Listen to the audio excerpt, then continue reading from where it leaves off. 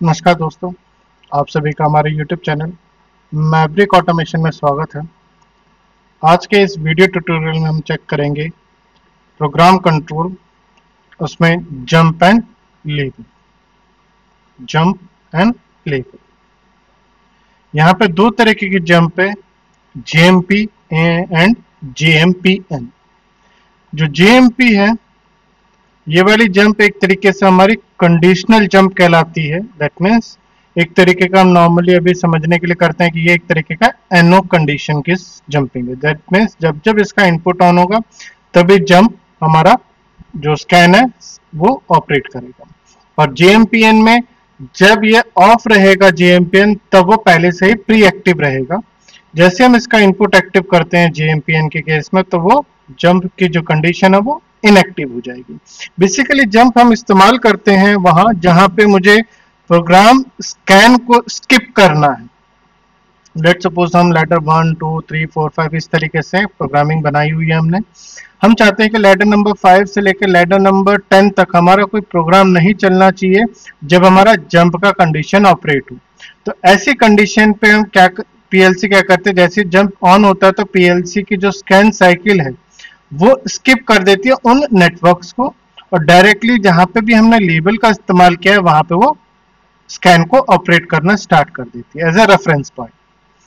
तो अगर हमें पीएलसी के प्रोग्रामिंग के अंदर कहीं पे भी पीएलसी के स्कैन टाइम को स्किप अगर कराना है, देन हम वहां पे जंप का इंस्ट्रक्शन इस्तेमाल करते हैं। आइए इसको वेरीफाई करते हैं। लेट सपोज हम नॉर्मल तरीके से इसको कर लेते हैं। पहले हम ले लेते हैं यहाँ पे एक इनपुट और एक आउटपुट, M0.0 एंड Q0.0। अब एक हम इनपुट ले लेते हैं यहाँ पे M0.1 एंड यहाँ से जंप। और जंप पे हम यहाँ पे कोई भी एड्रेसिंग रख सकते हैं। लेट सपोज हमने एक अल्फान्यूमेरिक कैरेक्टर रखा A1,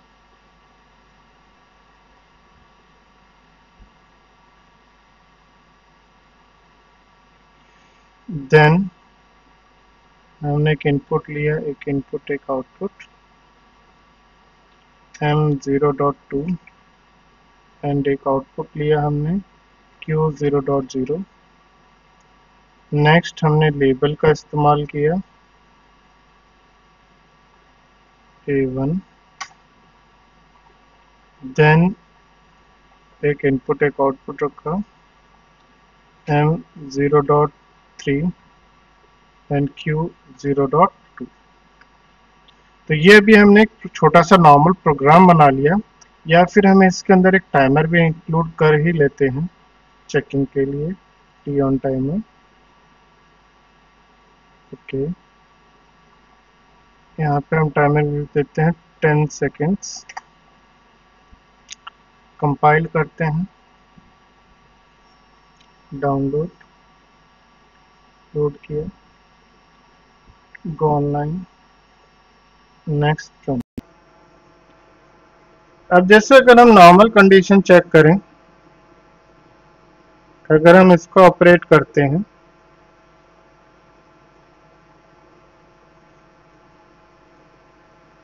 तो ये नॉर्मल ऑपरेट हो रहा है। ये जब ऑफ है जंप हमारा कंडीशन, अब अगर हम इसको ऑपरेट करते हैं तो ये नॉर्मल तरीके से हमारा रनिंग कंडीशन पे चल रहा है। जैसे टाइमिंग कंप्लीट होगा हमारा टाइमिंग भी चल रहा है, जैसे टाइमिंग कंप्लीट होगा आउटपुट भी हमारा ऑपरेट हो गया। लेकिन अगर अब हम यहाँ पे जंप कंडीशन को एक्टिव करते हैं तो ऐसी कंडीशन पे पूरी प्रोग्रामिंग जो है हमारी यहाँ से शिफ्ट हो जाएगी और पीएलसी जो नेटवर्क 3 है उसको भूल जाएगी। अगर हम यहाँ से इसको ऑन भी करने की कोशिश करते हैं तो यहाँ पे ये एक्टिव नहीं हो पाएगा, क्योंकि हमारी पीएलसी जो है, थोड़ा सा इसको छोटा कर लेते हैं 80%। तो पीएलसी ने अभी क्या किया, जो ये कंडीशन थी इस जैसे ही एक्टिव हुआ, जो भी इसके बीच में प्रोग्रामिंग था इस जंप और लेबल के बीच में, उसने उसको स्किप कर दिया। अब ये तभी एक्टिव होगा जब हमारा ये जंप इंस्ट्रक्शन ऑफ होगा।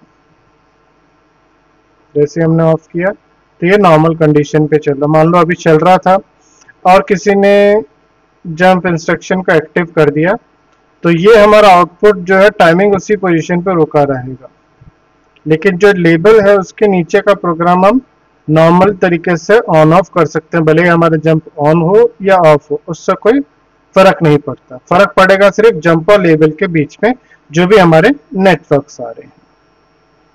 इसी तरीके से जो नेक्स्ट इंस्ट्रक्शन है वो है JMPN।